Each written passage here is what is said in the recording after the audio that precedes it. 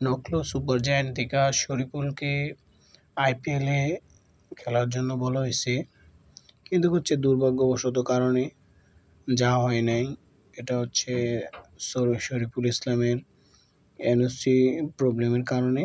কিন্তু আমি মনে করি পার্সোনালভাবে শরীফুল ইসলাম যদি নকল সুপার জায়ান্টের হয়ে খেলতো, সে অনেক ভালো পারফরমেন্স করতো এবং বাংলাদেশের জন্য অনেক সুনাম অর্জন করে আনতো। যেমনিভাবে মুস্তাফিজুর রহমান প্রথমবার গিয়ে সানরাইজার্স হায়দ্রাবাদকে চ্যাম্পিয়ন করে, খুব ভালোভাবেই দেশের জন্য সুনাম অর্জন করে। কিন্তু তাও বিভিন্ন ইস্যু আছে, বোর্ড থেকেও সম্মতি দেয় নাই।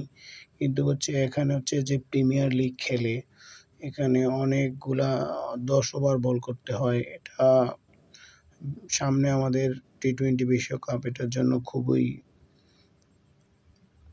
খারাপ প্রভাব ফেলবে আমি মনে করি। তো দর্শক, আপনারা কি মনে করেন? আপনারা আপনাদের কমেন্টে জানাবেন যে শরীফুল ইসলাম যদি নকলতে খেলতো ভালো হতো না খারাপ হতো।